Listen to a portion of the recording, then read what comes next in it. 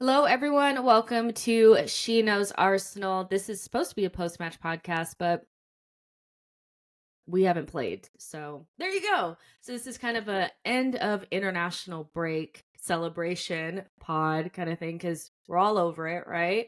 And I have Alex from A Different Knock on the show today. Alex, I'm super excited to have you on the show.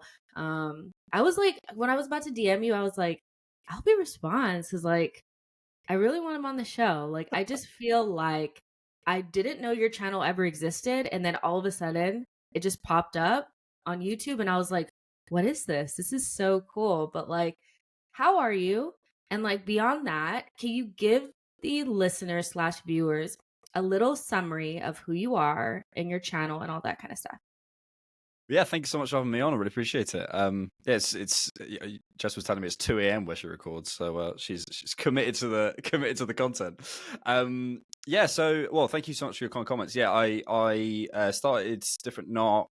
It was a podcast initially, and then I posted a video, and it was around the time. Do you remember the All or Nothing documentary? Mhm. So I didn't have a thumbnail for a video. I didn't know what to. I didn't know anything about titling. I didn't know anything about it, so I just literally took that thumbnail from it didn't even fit. It wasn't even the right size, and I put it on a YouTube video. And I think people thought it was the trailer for the for the series. And then one video just kind of took off, and then from there I was like, okay. And then just been making content since then. But it's great. I mean, I listened to you on like Arsenal Vision before. I watched your content and stuff, and I managed to chat to those people in the community who I used to like listen to, which is amazing. So yeah, it's great, and thank you so much for inviting me. So you okay? I love stories like this.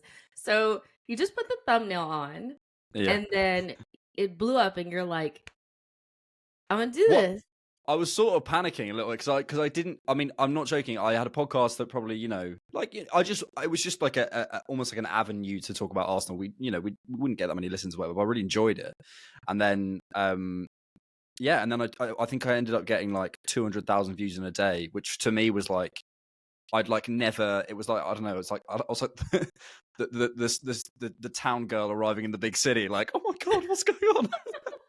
I was like, I don't know what to do. So yeah, and then I just sort of went, okay, well, I'll post another one and see what the feedback is, and yeah, kind of went from there. And people have been very very nice so far, which is can always turn. Yeah. But I'm sure, I mean, everybody that does this knows that there's always loud people that don't like what you're doing, but for the most part, everybody loves, most people love what you do, and you're really good. Like, the thing I really like about your content is it's kind of simple, but you can tell that you've done like a lot of research, and it's like there's not it's like you on your camera, you're talking, you're narrating, and then the pictures come up, and then you do little jokes. And I love jokes, by the way, like little corny jokes. Like, that is my corner. Oh yeah, Like, I oh love yeah. that. So your content is different in that way, where it's simplistic, but I'm sure a lot of like research goes into it, right? Yeah, well, I try and I script the videos and stuff, and I've always like had a kind of academic background. I did like English and stuff, and yeah, it was So I've always loved reading, so I've always been into scripting. I write other stuff anyway, so I'm actually I trained in musical theatre, and Oh, cool. I'm writing a musical with my friend, and writing a play as well. So yeah, I've always been into like scripting, and I've always like made things up. So I've always kind of sort of had I guess a way of knowing how to do that. But yeah, it's great, and yeah, it's brings me to places like this, so it's great. Thank you. Oh my gosh, I love it. So, on a scale of 1 to 10, how excited are you for the international break to end? Oh, it's been so long. I feel, is it just me, or has this been the longest one we've had? It for some reason there's no science to it, but this has felt like, and I think have we had an extra one this year It because of the feels like Euros? it. Yeah. I Feels think we like might it. have, yeah. It feels like I feel like the season can properly start once we get back. Yeah, it's been so long, man, and yeah, Southgate ball doesn't doesn't cut it. So Man, look, listen, I watched England, and then I was like, that was terrible, but this is not my team, so it's fine. Then I turned around and watched the US, and they lost to Trinidad and Tobago. And for people that don't know why that's significant. Like we lost to Trinidad and Tobago in like 2017, and we didn't go to the World Cup that Oh year. right, okay. Um, so it was like bringing back deja vu. One of our players, Dest, who actually played against us when we played against PSV, lost his whole mind and got, listen to this, you guys, 2 yellows in the same play in like 10 seconds. Sounds familiar. Sounds familiar, right? And so I was like, yeah, drop me out. I'm so done with this. Like, this is so terrible. Like, the football's not great. And I guess that watching Southgate and like how boring that England team is, I couldn't overlook like just being like Saka don't get injured, Rice don't get injured. Like, it was like my main thing. I was like, it's like the anxiety that I have. I haven't had that before. I've never had that before. But like recently in the last couple of seasons, I've been like very anxious during international breaks. Like I don't enjoy the football. I'm just hoping that nobody gets injured. And a stat popped up on my Twitter feed yesterday that said there have been 196 injuries in the Premier League so far this season. And this number marks a 15% increase compared to the last 4 seasons. And it was devastating watching like Gavi go down because like obviously like he's a great young player, like ACL, like he's done for a while. Vinny Jr. is also injured. Neymar's injured for a while. He also has an ACL too, ACL tear. Are footballers playing too much? Can we say that now? Like, can we actually say that now? This conversation has been going on for a while, but like, are we at the point where we're like, yeah, they're playing too much?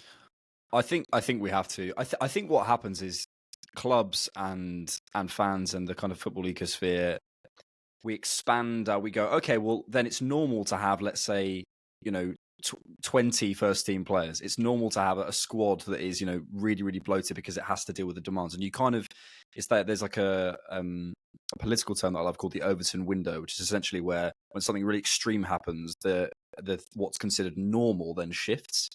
And I think our Overton window as football fans have shifted, got away from, you need 12, 13 first team players to go, of course you need 16, 17, 18 players to kind of get through a season, which, in the end, football has the money to do. But is it fair on the players? I think then you ask more and more and more sports science teams, which, they can innovate and then innovate to a point. But at some point, the human body does have limitations. And the stat you read, I also saw. And yeah, I mean, at some point, it's it's the never-ending. Not to go full Karl Marx on it, but it's capitalism. It's the idea of things are constantly going to do this. At some point, there's going to be a drop off in capability and capacity to actually continue to grow. So, yeah, I mean, look, it's really hard because the stakeholders. Do I think the stakeholders ultimately care about the people or the money? I think we all know the answer to that. And I think it's down to what I was really encouraged by is, remember that Van Dijk interview where he came out and spoke and said something like, us players are tired.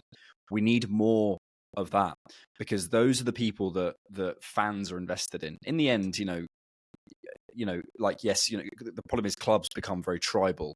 But if Van Dijk and De Bruyne and Saka and Rice and Rashford, and if all these guys can come together collectively, I think it's only probably going to come through the PFA to really change something, because I think until then they're just going to be pushed through. But it's a real concern, and I think what's a shame is when that Van Dijk thing came out, as a lot of fans go, or stop moaning, Liverpool tears makes me happy.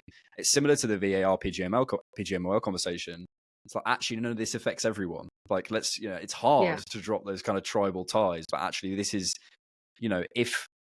if we see Saka's career or Rice's career or Martinelli's career go up in smoke because, again, we've had to play them too much, we'll all sit there saying, well, we all saw it coming, obviously. But actually, as we sit here right now, we're just accepting that they're just going to play that many games, and that's the way it is. It's a very, very fine balance. Yeah, I definitely agree with that. I think what frustrates me is like people that are just like, well, look how much they get paid. I'm like, what does that matter? Like, I don't actually change understand. their body. I'm like, what does that mean? Like, I don't get it. And like, for me, like actually watching football, like you watch it all the time. I do feel like not necessarily like the players have gotten worse, but I feel like the quality is not as good. And I feel like that comes from like all the games you want to see them play at the same level that they always play. But I Hmm. do feel like you see players picking and choosing what games they're going to care about more than Well, others. I wonder, do you think it maybe we think, Pep has kind of masterminded the sort of control elements of his game just for the sort of ideological purposes. But I wonder also whether the desire to control a match is also an ability to reduce the running. Like, I think, Yeah. that must be part of it. And I wonder whether we'll see much less counter-attacking teams, much less teams who want to play on the transition, which, maybe you love the kind of Pep teams that control things, and maybe you love the sort of the desire to, as a football fan, to watch your team have 70% of possession. But actually, football has to go through cycles, and is it able to do that at the minute, to be able to really change, a team to come out and be a Pochettino Spurs or be a Leicester in 2016? Are there teams that are able to do that now with the fixture demands? It's hard to say. mean, or be an Arsenal in 2022, 2023. Well, yeah, Because we have this even that far, conversation yeah. all the time about the way that we started last season. It was so good. Like, trust. When we played against Chelsea in preseason, I was like, we're the best Yeah. team on the planet. Yeah, And it's not close. Like, I thought we were so good. Everybody thought we were really good. And we were. Like, it was real. Like, it's there. We saw it. Yeah. But I felt like we were as good as we were going to be in like preseason. And we were pressing, we were running a lot. There was a lot of transition as well because like we were just out there kind of like doing our thing. And now this season, it feels a little bit different. And like maybe that goes back to your point of like Arteta's like, you know what? That was fun, but it's a long season. We can't just like count on our squad players to play against like the teams in Europa League. Now we're in Champions League, so you're expected to win those games and win them well. It's a different ball game. So I think I agree with that as much as maybe we're not enjoying the football as much, like that's a personal preference.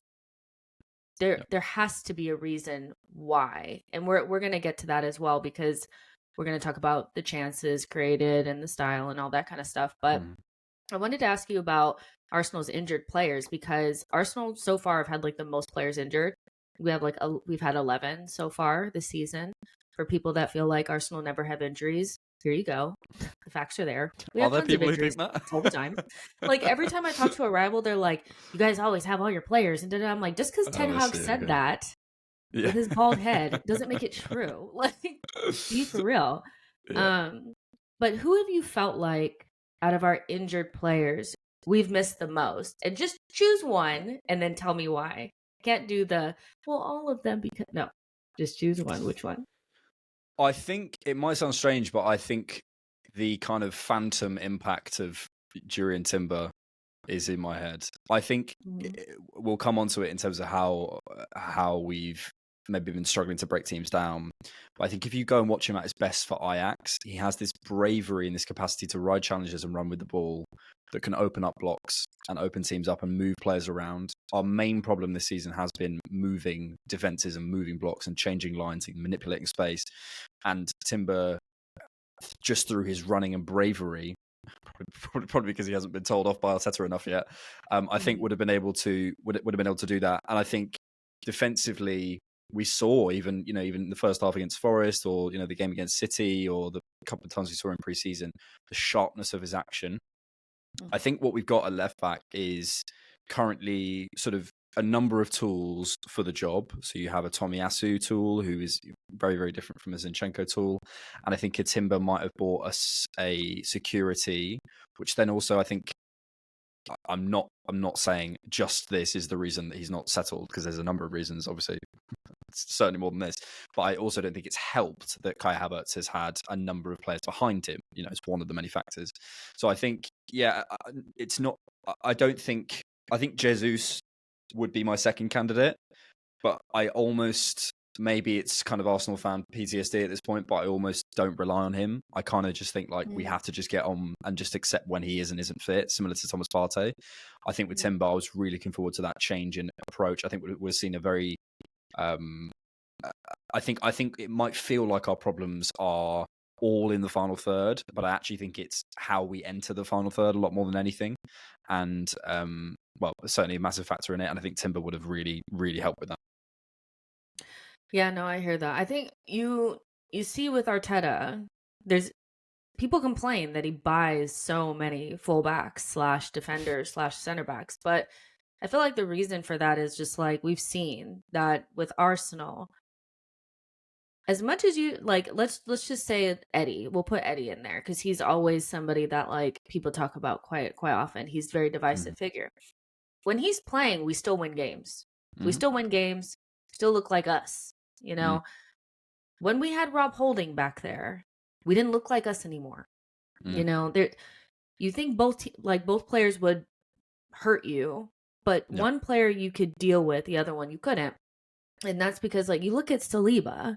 He's like basically quarterbacking the game for us, like the whole time. Most touches, most passes, all this kind of stuff. And so Timber does stand out because one, he looked really good in the Community Shield. I thought he did add something different, and that was just him like getting used to things. Just imagine what he'd be like now, after being integrated in the team for a while. I do think a lot of like what Arteta wanted to do was based around Timber. I think a lot of people feel that way. But I just think in general, Arsenal's way of play, because like 90% of the time we're sitting at the halfway line trying to unpick locks. You need a player that can receive the ball under pressure and get us up the pitch. And a lot of times that ends up being our left back slash right back because that's the way that we play.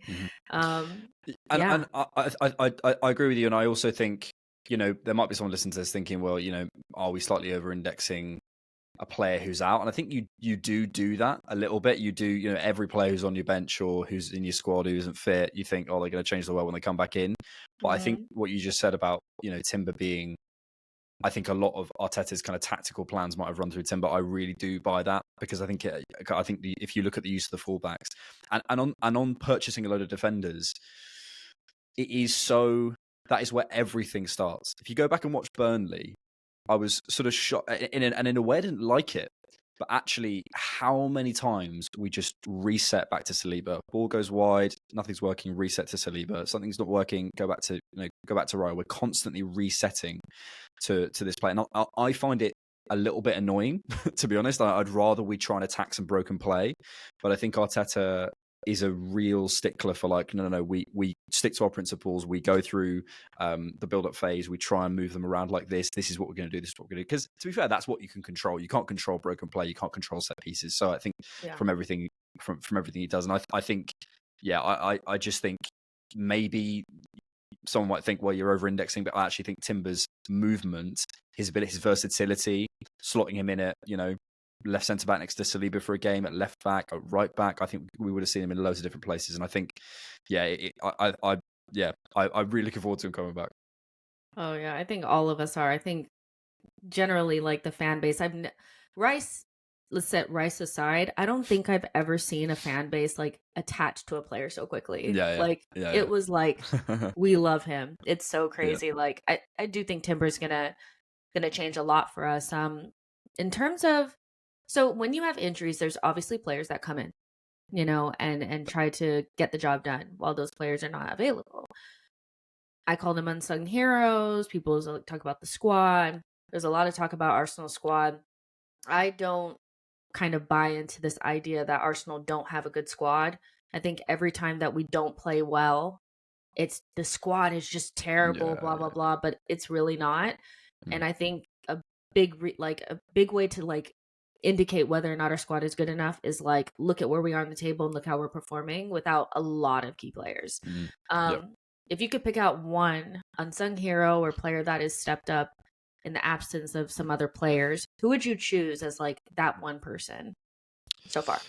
Well, Cedric Suarez has been fantastic. I think look, I've loved Tomiyasu. I've absolutely loved Tomiyasu. I think Tomiyasu's his ability to he seems so much more fluid these days. Actually, something Clive said that I think has really stuck with me. He said it ages ago to me. He said something like, "You don't notice it, but one of Arteta's non-negotiables is someone's ability to receive from any angle in any direction. And sometimes I think the way to like, if that idea hasn't landed with someone listening, I think sometimes the idea is to think about, okay, where, for example, like think of Rob Holding. If you take Rob Holding out of the right centre back slot and put him a little bit further up on the line, on the elbow, on the byline, if you stick him a little bit into midfield, imagine him receiving the ball. It's Bambi on ice. I don't want to. Sorry, that should have come in the trigger warning. Apologies. Yeah, but like if you think about him in different positions at different angles of body, it's only when he can open his body out in the right centre back channel, he can take the ball and pass it probably out to his right back and Hector Bellerin or whoever it is, right? So we know what receiving the ball looks like for Rob Holding, and I think for Tomiyasu, however he's done it, he's worked on his ability to receive from all angles on both feet. His left foot is so underrated, and if you look at his physical composition, it's interesting. He's got very stocky torso, but quite long, slender legs. If you look at this is such a football hipster tactico thing, but he's got like a very interesting body composition where his legs seem to start quite high up his body, which means he can get round people quite quickly in terms of almost doing that Thomas Partey thing of nicking the ball off them. But also he has the physical frame to deal with them as well. He hasn't necessarily got the athleticism in terms of the spring in that first 5 yards, but I think what he does have is that ability to now head into midfield because he can receive in there. I think he's brave. Actually, he's got braver. And like also, I think Tomiyasu slightly got lost last season because the first 11 was so strong, but also because of the personal matters that obviously are you don't know about these things and until they come out, and it can explain a lot of things. And obviously it's really sad.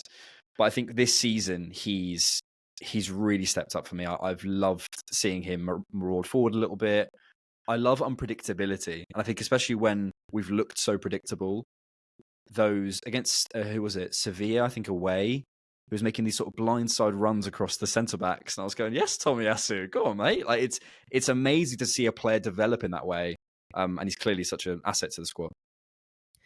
Yeah, and let's not forget that he's just the type of player that you look at and you just smile. Like, I don't know, like, what it is about Tommy. You just freaking love him. Like, I just love Tomiyasu. That's why, like, these little rumors coming out that, like, Bayern want him, stop. Like, be serious for 5 seconds. Never. I love Tommy so much. Like, I really liked him in the first season, too. Like, when I remember the first game that he played for us against Norwich, and at home we beat them like 1-0, and I was like, yeah. Like, he looked good. I like this, He's one of those guys who I think if you're looking, for example, look, Arteta hasn't got everything right, obviously, but I think if you're looking at talent ID and talent and marrying up a potential with a future squad role, that is an incredible pick out. Sort of right backy centre back. I remember at the time, we were still sort of Ben White as centre back, and we had Gabriel, we still had Cedric Suarez, but we hadn't transitioned to the more, Pep hadn't done his centre backy thing. This was all pre what we now know. So looking back and thinking about, what was it, 18 million from Bologna? 18 million, yeah. Incredible pickup, amazing. It really is, and when you think about the conversation was Emerson Royale or Tomiyasu. Like, do you understand, like, what a different world we would be in right now had we gotten him instead, I do think that Arteta does have a really good, good talent ID, especially when it comes to, like, fullbacks and defenders and things like that. I think he really understands what he wants there. But Tomiyasu has definitely stepped up this season. The only thing is he just needs to stay fit. Like, that's basically all it is. And, like, I do think that, like, I've struggled with this sometimes as well, is calling players injury prone that have been unlucky.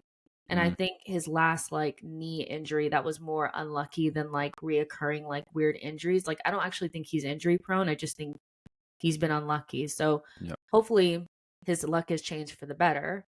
I'm going to give my, like, unsung hero. And this is going to sound real bad coming from Cedric me. Suarez. Cedric Suarez. Just This say guy. it. Look, just say it. This guy does nothing but, like, get in pictures and, like, just stick around. Like, Cedric, man. But it's going to sound weird coming from me just because of the literal meltdown that I had the day that we signed him, but I think it's Jorginho for me. Because listen, I get that he's like old man Jorginho out there, 40 years old, can't run, but he never could run. So like, I can't be upset about him not being able to do things that physically he's never been able to do. I think he does what he does best to the best of his ability most days. Whether that's good enough or not, sometimes it's not, but he's not meant to be playing this much. But he's played a lot of minutes for Arsenal this season. He started quite a few games, big games as well. I thought he was really good against Manchester City. I thought he was really good against Sevilla at home. Like, I think for a player that no one really wanted and only cost like 18 million or whatever, it's not bad. If you take the name off and you forget about where he came from, I think we would appreciate him just a little bit more for what he's giving us, because he's allowed us to like play with Rice in a different position, because I really don't think that initial three was working at all. Like Havertz, Odegaard, Rice, I don't think that worked out. Is Jorginho, Rice, Odegaard our dream midfield? No. But is it better than what we were doing? I think so. So I think Jorginho stepped up in a way, especially after Spurs, too. That big mistake that he made, he went straight back out there against Brentford in the Carabao Cup and was like man of the match. Yeah. So for me, I think it's Jorginho, all things considered. I think it's a really good shout. And the only thing I'd add is I think in terms of heritage, if you think about like what's an Arsenal midfielder, what's a Liverpool midfielder, what's a Chelsea midfielder, I don't think Arsenal we don't have let's it's different from we have always had those sort of number 10s who are a little bit sort of tricky or whatever, but the number 6s that are kind of quite slight, more metronomes, more controllers, we haven't actually had loads of those. We've had, if you think about who we've had at the base of our midfield in general, quite physically robust players. That's why I think Declan Rice comes in and immediately is just a fan favourite. If you look at, say, a Liverpool, they have a bit more of a heritage for that. And I think sometimes you have almost like what's a Man United winger or what's a Liverpool centre forward or whatever. And I think fans do have a sense of that. And I wonder whether Jorginho isn't a player that many Arsenal fans could have seen in their team. And I think it's taken a while for us to see his role. But yeah, I'd only echo your points and say that I think also in terms of experience, he brings a lot. And in still, unfortunately, you hate saying it, but still a young squad, I think he has an important role. And he brings vibes. Let's keep it 100. Did anybody actually think that he was that funny and like? Well, we were just so busy hating him. Like, let's keep it 100. Like, but I never thought that Jorginho would be like the vibes funny, glue guy. Like, I like that. He's grown on me. I suppose at some point when you've won a lot in the game, you probably just take the pressure off a little bit, and not in terms of the training or work ethic, but just in terms of your personal goals. You can just go, do you know what? I'm actually pretty settled in the game, and I'm now here to just do a job. And I think actually that allows people to just, okay, I can relax a little bit and play a different role. If Arsenal decided to extend his contract by another year, how would you feel about that?